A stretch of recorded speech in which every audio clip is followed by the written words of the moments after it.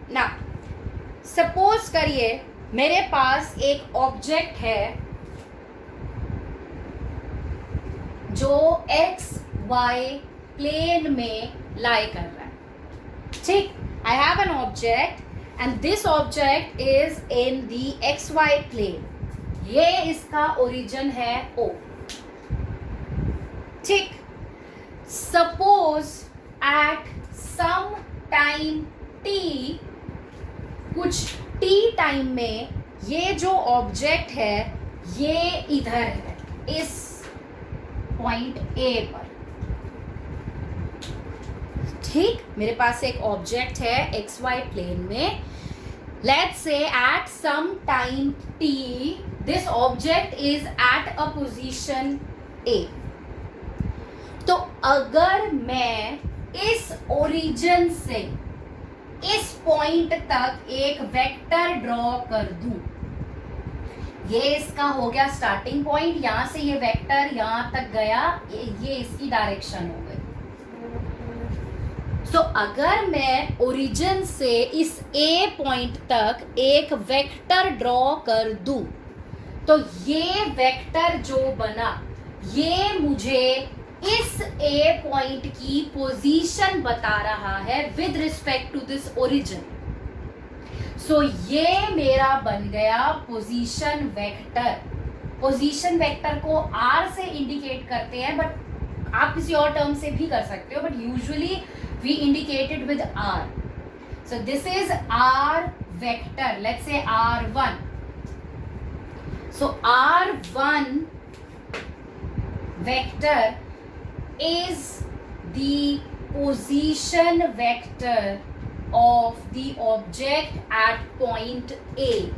A point पर object जो रखा हुआ है, ओरिजिन से उसकी पोजीशन क्या है और किस डायरेक्शन में है, ये हमें समझाएगा position vector. Clear? Let's say after some time, suppose t से अब टाइम हो गया t डैश, एंड अब ये ऑब्जेक्ट जो पहले A पॉइंट पर था ये अब इधर आ गया B पॉइंट पर. क्लियर? तो अगर हम ओरिजिन से B पॉइंट तक एक वेक्टर ड्रॉ करें इस तरीके से कि इस वेक्टर की टेल है ओरिजिन पर, हेड है उस पॉइंट B पर, तो ये बन गया position vector of the object at point B. R2 vector is the position vector of the object at point B. तो ये R2 वेक्टर आपको क्या इंडिकेट कर रहा है कि मेरा जो ऑब्जेक्ट है वो B पॉइंट पे रखा हुआ है. तो ओरिजिन से उस B पॉइंट की कितनी लेंथ है, कितना दूर रखा है वो ऑब्जेक्ट और किस डायरेक्शन में रखा हुआ है, ये आपको बताएगा position vector. The name itself suggest position. What is the position of the object? So how much far away the object is situated from the reference point and in which direction it is situated. तो ये हो गए position vectors. Clear? अब किया क्या, object ने A point पर रखा हुआ था, A से अब वो B पॉइंट पर आ गया है इन सम टाइम t डैश. तो डिस्प्लेसमेंट क्या होता है, इनिशियल और फाइनल पोजीशंस के बीच का डिस्टेंस, राइट? तो ये है मेरा इनिशियल पॉइंट, ये है मेरा फाइनल पॉइंट. तो अगर मैं इनिशियल पॉइंट से फाइनल पॉइंट की तरफ एक वेक्टर ड्रॉ कर दूं, the tail of this vector should be at A, because A है मेरा इनिशियल पोजीशन, B है फाइनल पोजीशन, तो एरो जाएगा B की तरफ. सो ये जो वेक्टर मैंने ड्रॉ करा from initial position A to final position B, this is called as the displacement vector. Clear है?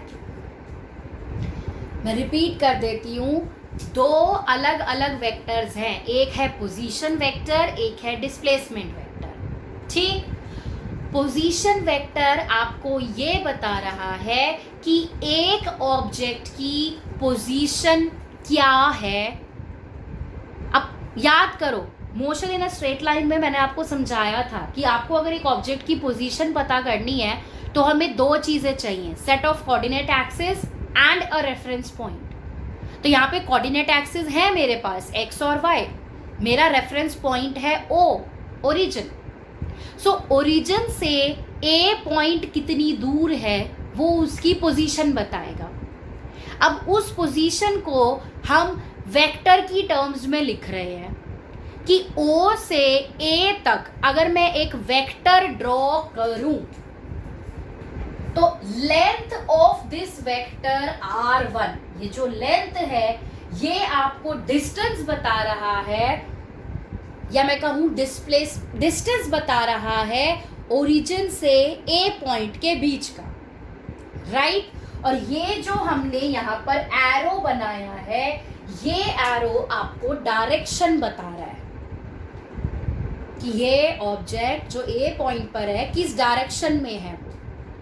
तो ये पोजीशन वेक्टर्स हैं. सिमिलरली अगर ऑब्जेक्ट मूव करके A से B पर आ गया तो ओरिजिन से B पॉइंट की पोजीशन कितनी है वो हमें ये पोजीशन वेक्टर बताएगा R2. R2 वेक्टर की ये जो लेंथ है ये मुझे मैग्नीट्यूड दे रहा है इस पोजीशन वेक्टर का कि O से B पॉइंट कितना डिस्टेंस दूर है. और जो ये एरो है, ये एरो मुझे डायरेक्शन बता रहा है. एंड जब इनिशियल से फाइनल पॉइंट तक हम एक वेक्टर ड्रॉ करते हैं जिसका टेल बनेगा इनिशियल पॉइंट A पर, जिसका हेड है B पर, क्योंकि मेरा ऑब्जेक्ट A से B की तरफ गया तो ये डायरेक्शन वेक्टर की बनेगी. तो ये इनिशियल से फाइनल पोजीशन तक के बीच में जो वेक्टर हमने ड्रॉ किया ये बनेगा displacement vector. Right? And this displacement vector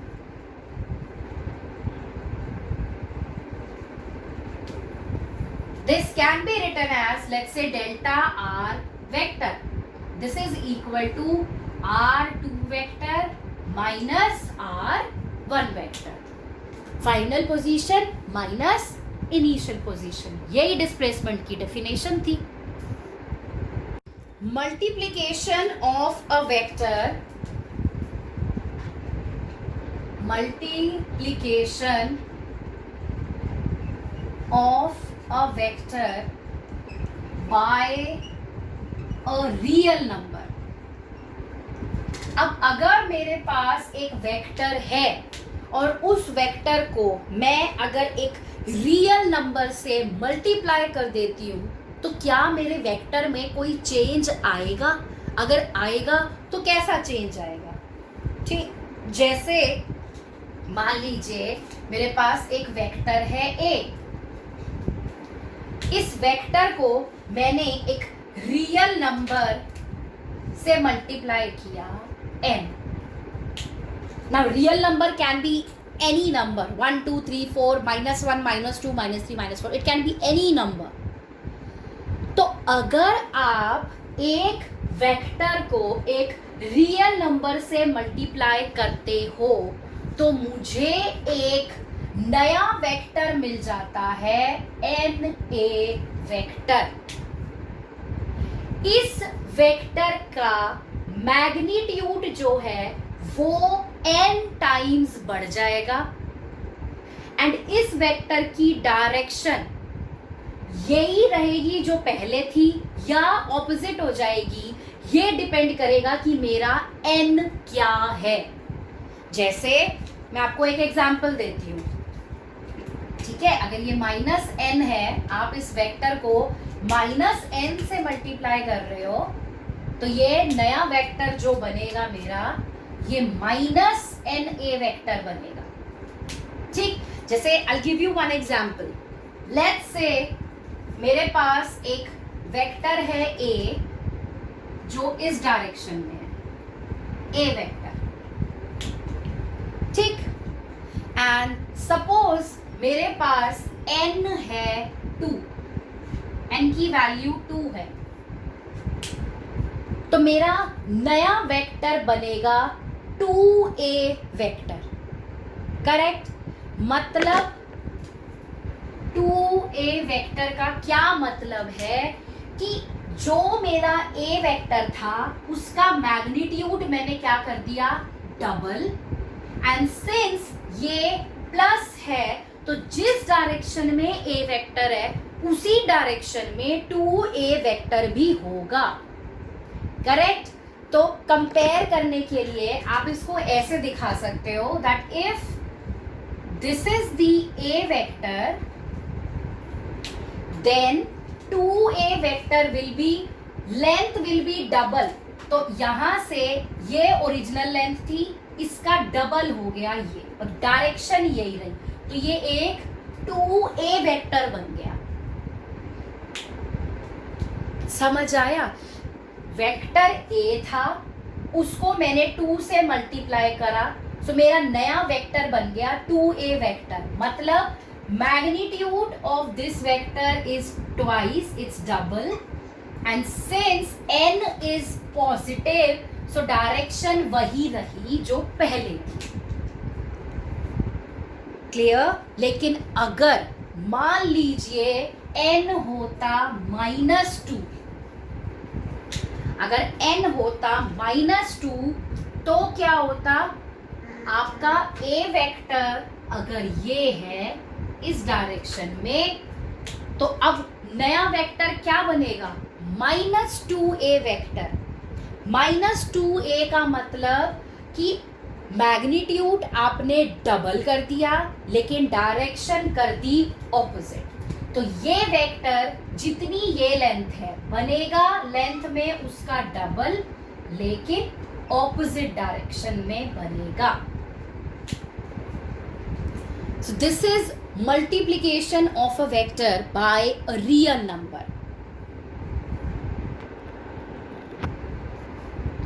Multiplication of a vector by a scalar. Now if I take a vector quantity and if I multiply that vector quantity by a scalar quantity, then what will happen? That we need to calculate. Okay. Suppose there is a vector a and I multiply this vector a by a scalar quantity, let's say s, then the result becomes s into a vector. Now इसका सबसे अच्छा example मैं आपको देती हूं। Suppose करिए a vector is 100 Newton's.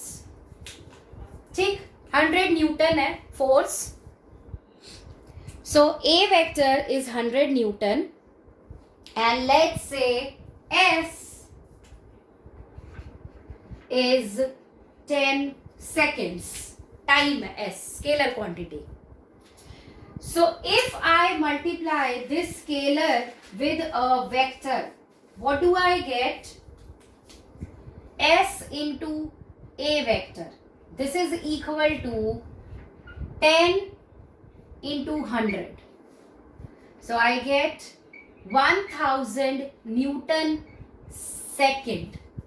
So आप देख सकते हो कि जब मैंने एक वेक्टर क्वांटिटी को एक स्केलर क्वांटिटी के साथ मल्टीप्लाई किया, सो मुझे एक नई क्वांटिटी मिली with a new unit, Newton second.